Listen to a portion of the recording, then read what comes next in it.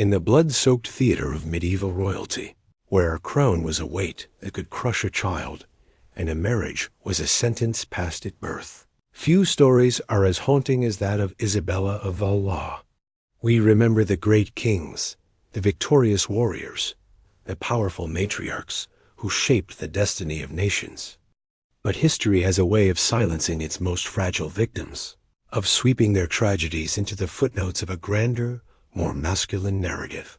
Isabella's story is not one of power, but of powerlessness. She was a golden pawn in a brutal game, a little girl married to a king at the age of 6, crowned Queen of England at 7, and widowed at 10. Her life was not her own. It was a political asset, a fragile vessel for dynastic ambition, and her body was a battlefield for the warring houses of England and France. This is not a fairy tale of a child queen. It is a descent into a world that saw a 6-year-old girl as a suitable bride for a grown man, a world where childhood was a luxury. The powerful could not afford their own daughters. It is a story of profound psychological trauma, of a girl forced to navigate the treacherous currents of a foreign court, and of a final tragic end that reveals the ultimate savage price of being a royal woman in an age that valued a female body only for its womb, and that womb only for the son it might one day produce.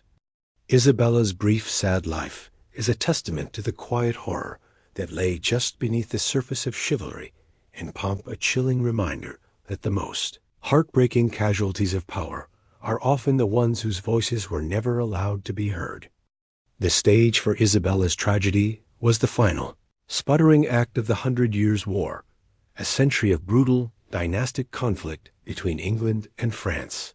In the late 14th century, both kingdoms were exhausted, their treasuries depleted, their countrysides ravaged, and their people weary of endless bloodshed.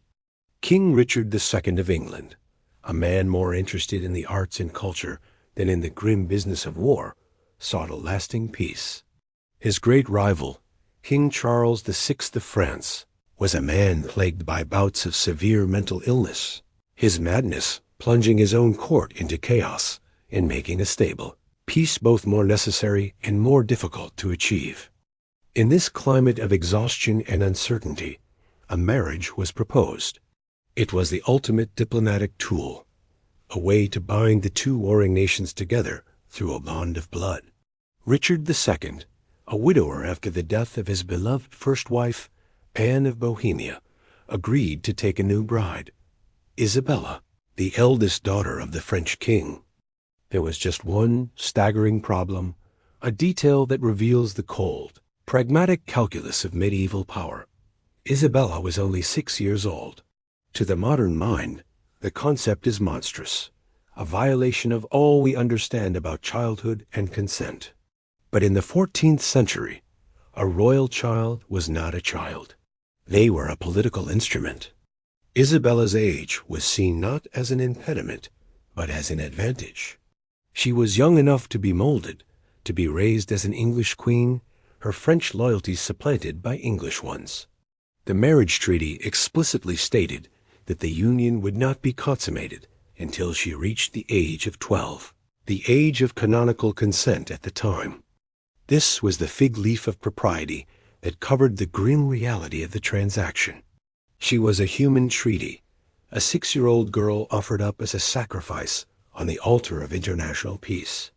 The negotiations were complex and protracted, not over the welfare of the child, but over the size of her dowry and the political concessions that would accompany her. She was a bargaining chip, her value calculated in gold florins and territorial claims. In October 1396, the two kings met near Calais to finalize the agreement. Richard II, then 29 years old, met his 6-year-old bride for the first time. Contemporary chronicles, eager to put a romantic gloss on the politically motivated union, record a charming, almost fairy tale scene. They say Richard was delighted by her, that he treated her with kindness and courtesy, and that the little girl, coached by her attendants, responded with a precocious queenly grace. But we must look past this sanitized propaganda and imagine the reality for Isabella. She was a child, taken from her home, her family, her language, and handed over to a strange man in a strange country, told that he was now her lord and husband. The psychological impact of such an upheaval is impossible to overstate. It was a foundational trauma, a forcible severing of all that was familiar and safe.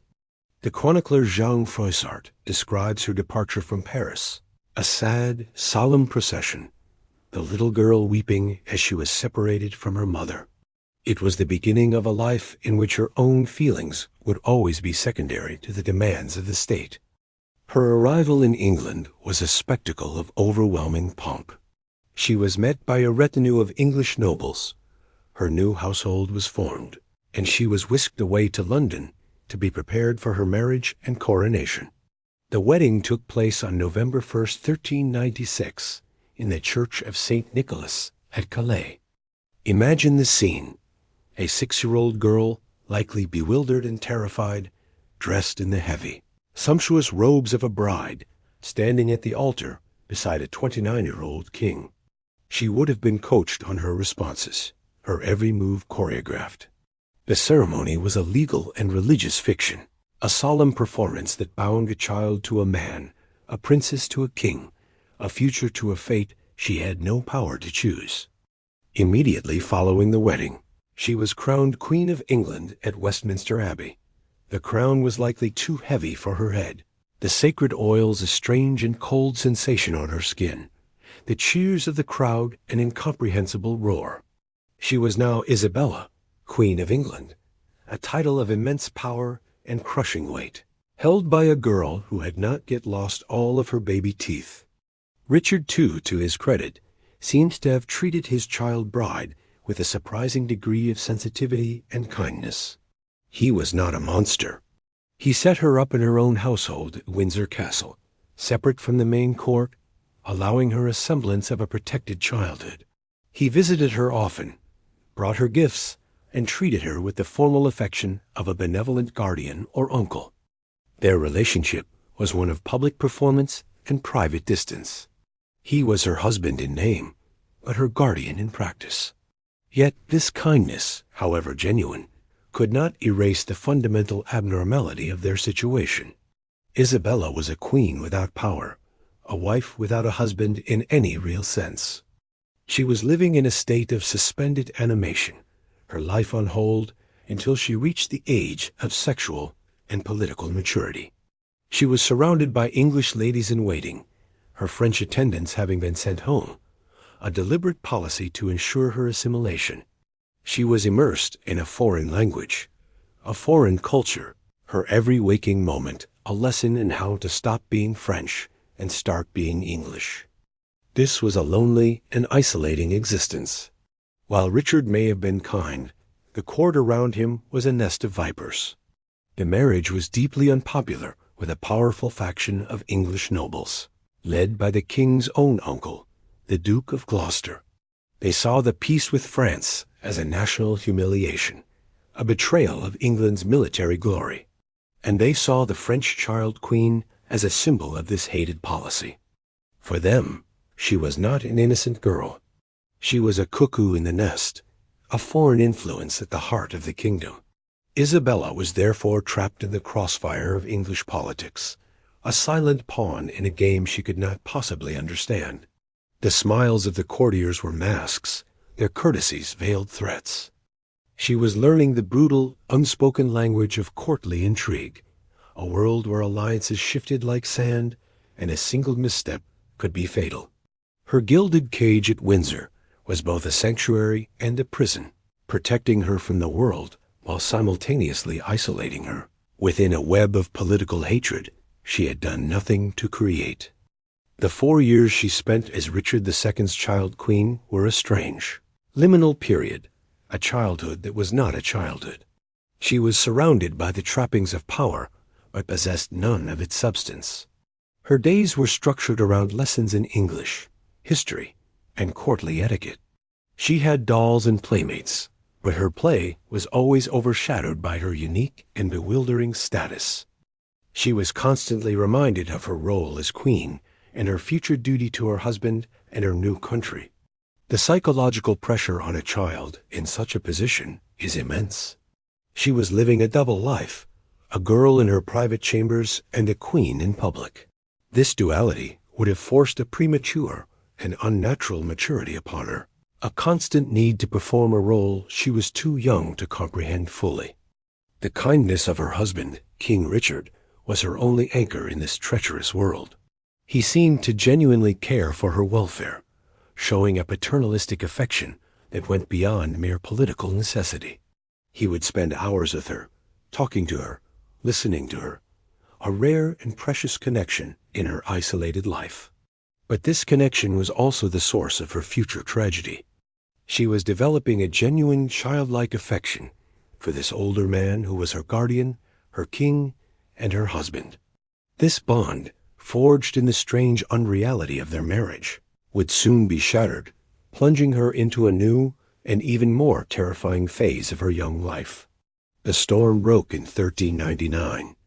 While Richard II was away on a military campaign in Ireland, his cousin, Henry Bolingbroke, the son of the powerful John of Gaunt, Duke of Lancaster, returned from exile. Richard had disinherited Bolingbroke, a fatal political miscalculation. Landing with a small force, Bolingbroke claimed he was only there to reclaim his rightful inheritance as Duke of Lancaster. But he quickly attracted the support of the many powerful nobles who were disaffected with Richard's rule. The situation escalated with breathtaking speed. What began as a dispute over an inheritance spiraled into a full-blown coup d'etat. The kingdom turned against its absent king. When Richard returned from Ireland, he found his support had evaporated. He was ambushed, captured, and forced to abdicate his throne. Henry Bolingbroke was crowned King Henry IV. For the 9-year-old Isabella, this was a catastrophe. Her entire world collapsed overnight. The man who was her husband, her protector, and the center of her universe was now a deposed prisoner. She, the Queen of England, was now the widow of a disgraced and defeated king, her status instantly and terrifyingly uncertain. She was moved from Windsor and placed under what was effectively house arrest at Sonning Palace. Her household reduced, her future in the hands of the man who had overthrown her husband. The psychological trauma for a child of her age is almost unimaginable. She was alone, powerless, and surrounded by the enemies of her husband. Her queenship, the only identity she had known for years, had been stripped from her. She was now just Isabella of Valois, the daughter of a foreign king, a valuable but dangerous political pawn in the hands of the new regime. The fate of the deposed King Richard II is shrouded in mystery and dark rumor. He was imprisoned in Pontefract Castle, a grim fortress in the north of England. The official story, promoted by the new government of Henry IV, was that he starved himself to death out of grief and despair. This was almost certainly a lie. It is far more likely that he was murdered on Henry's orders, probably by starvation or suffocation, to eliminate the threat of a living, legitimate king who could become a rallying point for rebellion.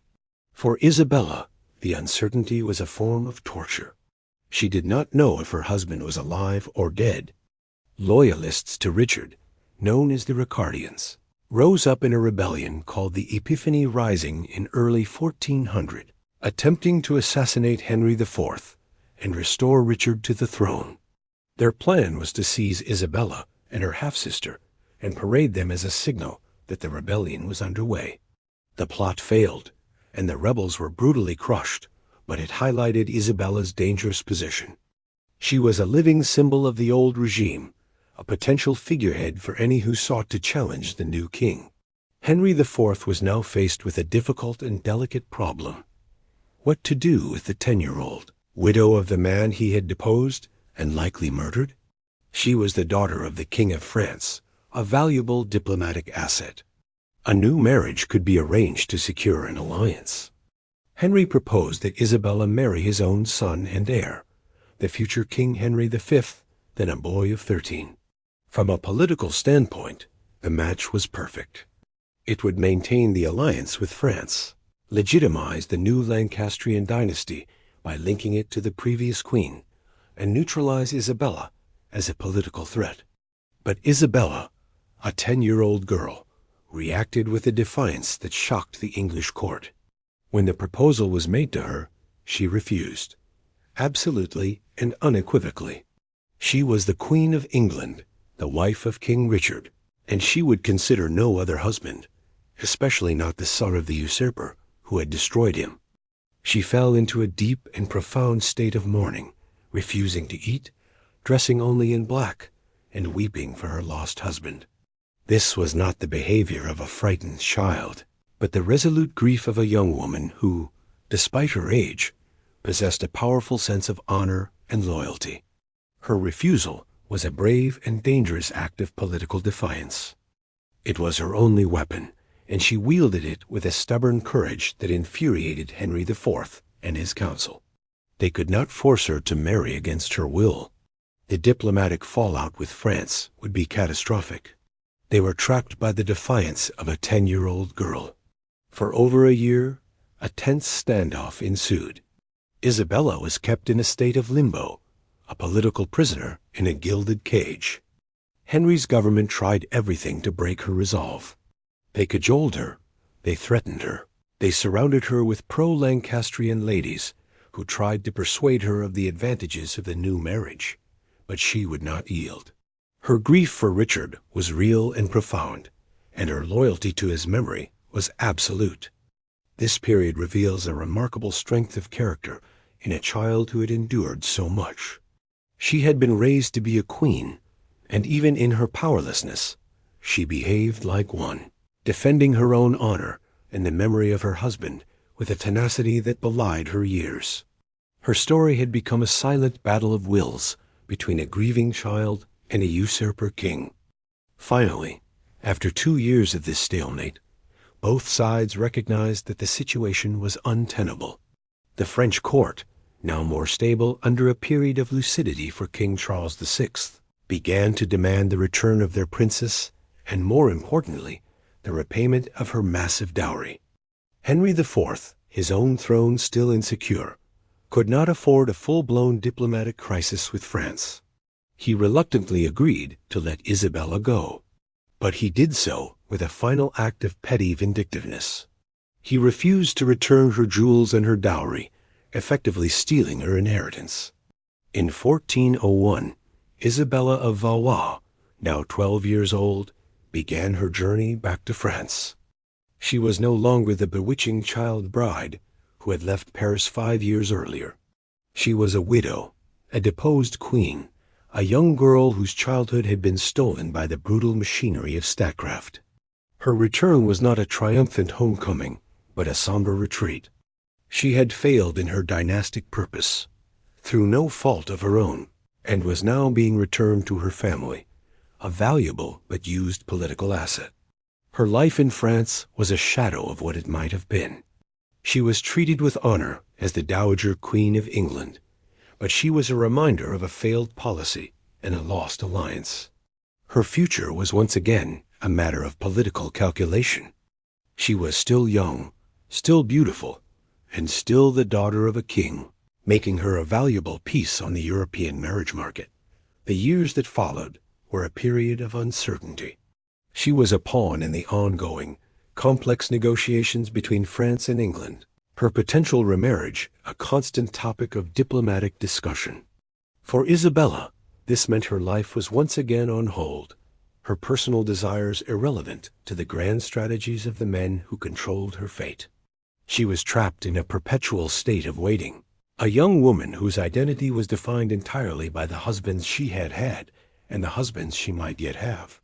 The final chapter of Isabella's short life began in 1406, when a new marriage was arranged for her. This time, her husband was not a king, but her own cousin, Charles, Duke of Orleans.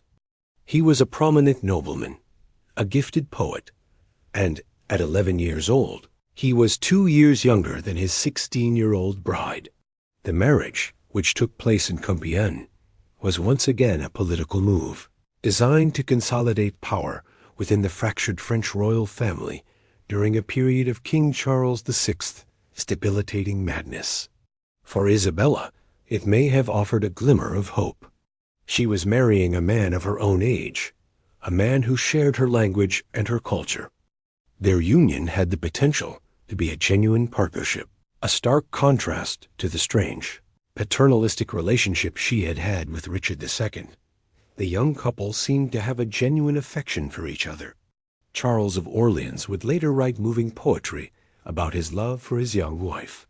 It seemed, for a brief moment, that Isabella might finally find a measure of personal happiness. But her body, which had been the subject of so much political maneuvering, was to be the instrument of her final tragedy. Soon after the marriage, Isabella became pregnant. In an age of primitive medicine, childbirth was a perilous undertaking for any woman, regardless of her status. For a young woman like Isabella, still only in her late teens, the risks were even greater.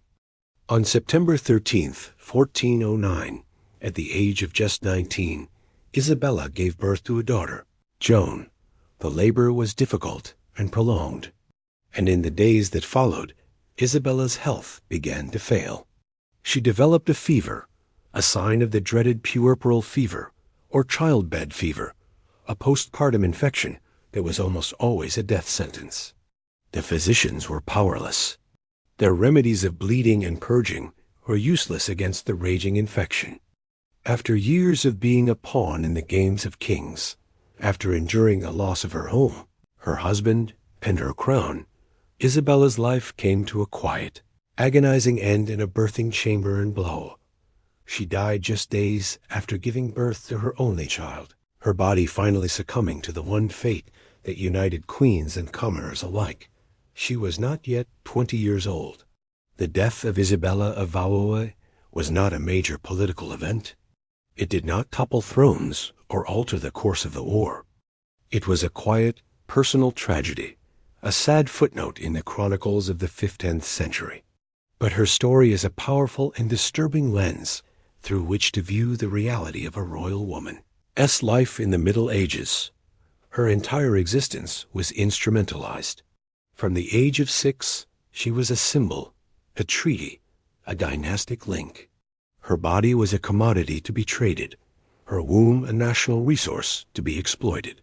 Her childhood was sacrificed for political stability, and her happiness was never a factor in the calculations of the men who controlled her. Her story starkly illustrates the profound vulnerability of even the most high-born women in a patriarchal world. Despite being the daughter of a king and the queen of a powerful nation, she had almost no agency over her own life. She was moved across the map of Europe like a chess piece, her fate decided in councils of men who saw her only in terms of her strategic value. Her one great act of defiance, her refusal to marry the son of Henry IV, was a remarkable display of personal courage. But it was a negative power, a power to refuse, not a power to choose. It was the protest of a prisoner, not the act of a free woman. Her tragic end in childbirth underscores the ultimate biological trap of her existence. After a life defined by political maneuvering, her death was brutally, intimately physical. The very act that was supposed to be the culmination of her purpose as a woman giving birth to an heir was the thing that killed her. It is a final, bitter irony in a life filled with them. In the end, Isabella's story forces us to look beyond the grand narratives of history, beyond the battles and the treaties, and to see the immense human cost of power. It reminds us that behind the portraits of serene, jeweled queens were often terrified children, lonely young women, and bodies racked with the pain of a system that treated them as less than human. Isabella of Valois was never allowed to be just Isabella. She was always a princess of France, a queen of England, a duchess of Orleans. The tragedy is that she died before she ever had the chance to discover who she might have been if she had been allowed to be simply herself. Her ghost haunts the pages of history, a silent, poignant reminder of the forgotten victims of the royal game. The psychological impact of Isabella's upbringing is a subject that contemporary chroniclers, with their focus on political events, largely ignored. But through a modern lens, we can see a landscape of profound and sustained trauma. Her life was a series of violent dislocations, both physical and emotional. The first trauma was her removal from her family and her homeland at the age of 6. For a child of that age, such a separation is a terrifying experience, akin to an abduction. She was plunged into a foreign world, surrounded by strangers, forced to adapt to a new language, new customs, and a new, bewildering identity as a queen. The kindness of Richard II may have mitigated this trauma, but it could not erase it. Her relationship with him was itself a source of profound psychological complexity. He was her husband, her king, and her guardian, a confusion of roles that no child could be expected to navigate without psychological scarring. She developed a deep affection for him, a form of attachment that was both childlike and colored by her unique status as his wife. The sudden and violent overthrow of Richard was the second major trauma.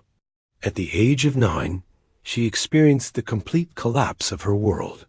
Her protector was gone, her status was stripped away, and she was placed in the custody of her husband's enemies.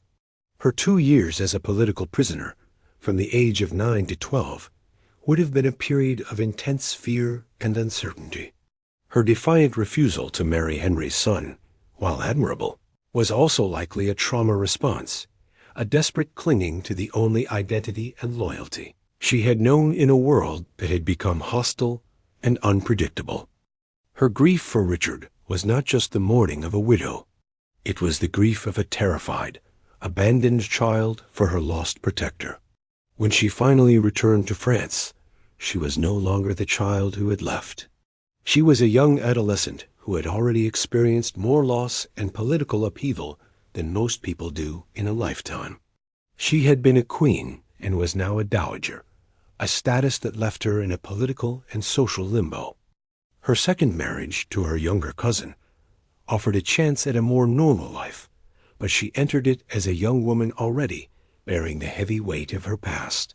It is impossible to know for certain, but it is highly likely that she suffered from what we would now recognize as complex post-traumatic stress disorder. The constant anxiety of her position, the losses she endured, the political intrigues she was forced to navigate, all would have left deep and lasting wounds on her psyche. Her story is a chilling illustration of how the political uses of children in the past constituted a form of systemic child abuse. The powerful men who arranged her life saw her as a dynastic tool, but in doing so, they subjected her to a series of experiences that were profoundly damaging to her mental and emotional well-being. The pomp and ceremony of her life as a queen masked a private reality of fear, loneliness, and a childhood stolen in the name of peace. The story of Isabella of Valois is a powerful counter-narrative to the romanticized child bride trope that often appears in historical fiction and popular culture. The reality for girls like Isabella was not one of romance, but of exploitation. The very concept of childhood as a distinct and protected phase of life was a luxury that did not extend to the daughters of the elite. A highborn girl was born into a state of obligation.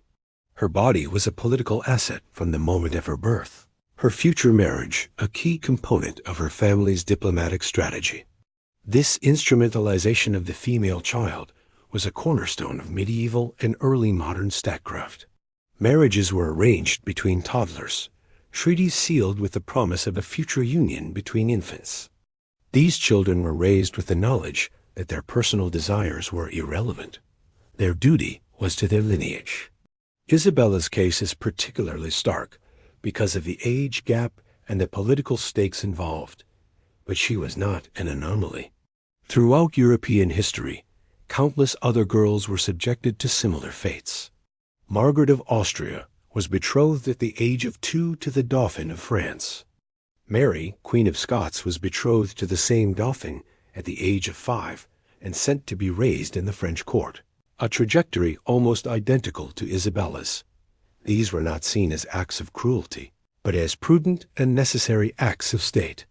The legal and religious frameworks of the time supported this practice. The canonical age of consent for a girl to marry was 12.